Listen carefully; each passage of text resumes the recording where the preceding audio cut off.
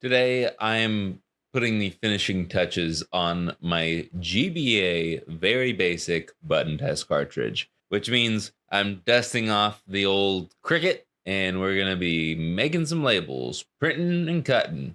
Let's get started. How many updates do we have?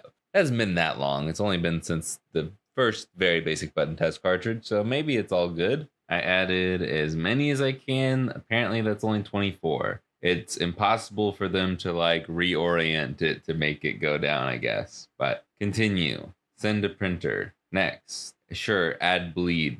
The bleed is white, so I feel like there's no need. You know what? No. There's no need for the bleed. I am printing, and then I guess while we're waiting for this thing to print, I'll tell you a little bit about it. So with the original very basic button test cartridge, you boot it up and it goes to my logo, Retro Remastered. You press any button and you get into the test menu. You have the full diagram that, well, you see right here. And if you press a button, it lights up on screen and you hear a little tone. Each button has its own different tone across the do re mi scale. So you can tell that a button is being pressed, that a button press is recognized without even seeing the screen. It's great if you test things without screens. If you just have a motherboard out with a speaker, obviously can't see the screen because there is no screen. You can still boot this up and you can test all the buttons without a screen. It can come in very handy for me sometimes. And I made this cartridge with GB Studio, which is an application that allows you to make games without needing to know how to code. Because I don't know how to code, but it only lets you do Game Boy and Game Boy Color games. It does not let you do Game Boy Advance games. So when you do this with a Game Boy Advance, it's going to be the same thing, but you can't test LNR. Well, you can, it's just not as smooth or clean, and there's no noise for it. You literally just stretch the screen, and that is all you can really do to test it. Stretch it and unstretch it. And it's not the best test for it, but I've been making do with it. However, many of you have requested that I make a Game Boy Advance version, so I did. And now that it's done printing, let's finish it up, and then I'll tell you about it. This is honestly much slower than I remember, so I'm going to speed it up in post. All right, and we can press the button and look at that. I'm going to scooch this off to the side real quick. I have a bunch of stickerless cartridges here, 30 to be exact. They are already flashed with the latest and greatest revision of the test cartridge. I took a little extra time on this one because there was an unfortunate, very small visual bug with the original test cartridge for the Game Boy. Well, just the Game Boy systems, not the Game Boy Color systems. Anyways, you couldn't really tell when a button was pressed visually because the monochrome screen looked different than the color screen. It only affected a very small number of customers. And since then, I have updated the ROM and reflashed all the cartridges, and everybody who had bought one previously has been accounted for. So, well, I at least reached out to everybody and not everybody responded. So if you are one of the people who bought the first run of the original cartridge, check your email. I can send you an updated cartridge. But anyways, let's peel one of these guys off. Oh boy, this went like completely through. Uh-oh. Okay, maybe light pressure next time because this isn't great. Guess it's not the end of the world. Okay, well, now that I peeled those off, the next one's ready. So I guess I'll show you the actual cartridge once this is starting to cut. Anyways, we can do the first sticker and hit play. And look at that, a very basic button test cartridge. So we can pop this bad boy in there, turn it on, and a much higher resolution logo will appear. Pressing any button, just like the original, you'll be greeted with the SP layout because I thought it was easier to draw than the Game Boy Advance layout. So just like the original, starting here, going left to right, does the do re mi scale.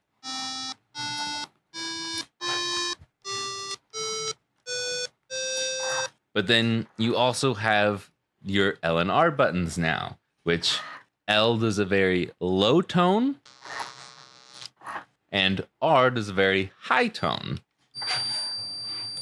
So you get the full scale, you get the low end, you get the high end, and the sound, which I kind of skipped over in the explanation of the GBC version. The reason I have the scale and then now have the low tone and the high tone is so you can fully test your speaker. That way you can tell from the get-go if you need to replace your speaker or not, or if maybe it's only giving the left channel instead of the right channel, or same thing with the headphone jack. Now that we're done with the sound section of this is stop making noise. Awesome. One of my favorite things about this one is the sound is much better than the tones of the original. And I like to just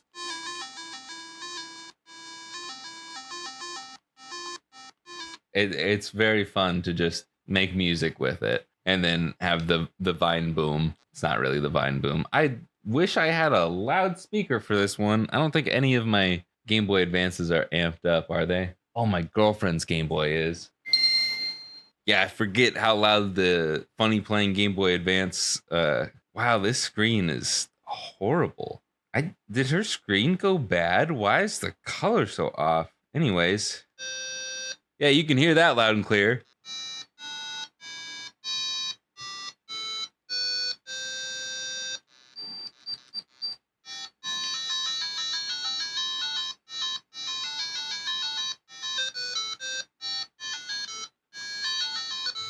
It's just fun to mess around with the sounds and stuff. But just like the original, you got the sounds, you got the visual cues. Having multiple ways to know that your buttons are working and working properly is awesome.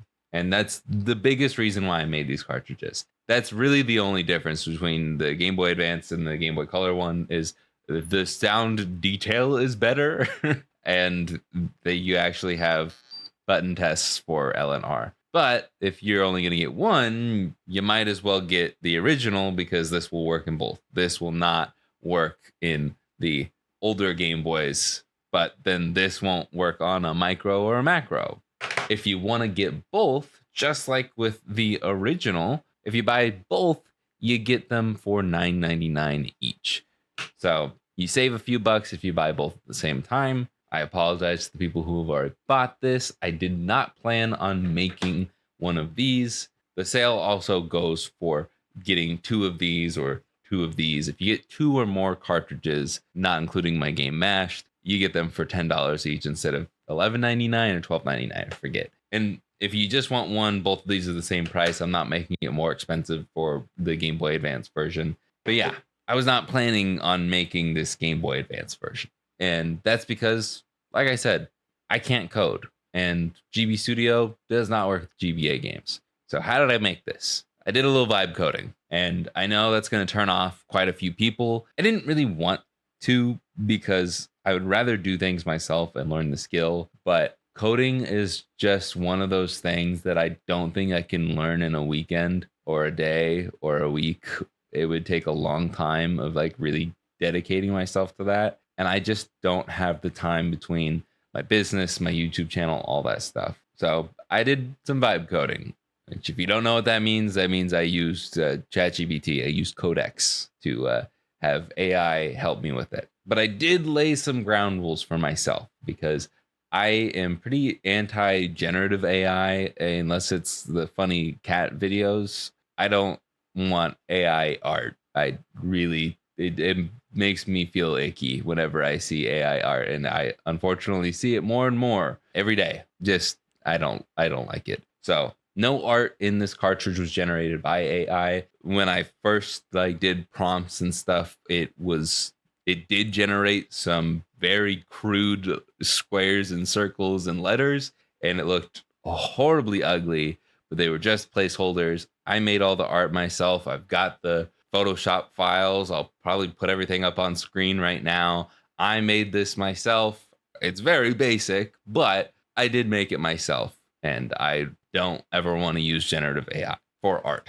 So if I use this more in the future for more projects that I sell or whatever, there will be no art generated by AI. But even if you're just like vibe coding, I don't want to support that. I get it. That's totally fine. this was the only way I could realistically make this GBA cartridge myself. And honestly, probably going to use it more going forward unless there's a lot of pushback, unless a lot of people are like, please don't do that, because it's been a immensely helpful tool. And the people I've talked to who are in the coding and development space don't really see a problem with it. So I don't have a problem with it if they don't. So yeah, some of you might be thinking that was very unnecessary to explain, but I just want to be very transparent about it. These cartridges are now officially available for sale, retroremaster.com. If you buy both of these at the same time, they're $10 each. If you buy two of these or more, they're $10 each. Otherwise, they're $11.99 each or $12.99. I should really know the price of my product. Also, it was really awesome using Epilog's GB operator to flash these. Initially, I was going to make this video a comparison of me using the GB operator and the GBX cart rewritable thing. I didn't like it watching it back, so this is what you get instead. Anyways, I'm going to go put all of these in these things. Oh, that's backwards. Package all of these cartridges up as I add labels to them. And the package will be just like this. These also have these plastic cartridge protectors too. The cartridges I bought came with them. So I'm going to give them to you because I don't want them. All right. RetroRemaster.com. Buy them, please. Link in the description. Thank you. Subscribe. Oh, wait. I should test to see if this... No, I did it with less pressure. Man, that really sucks.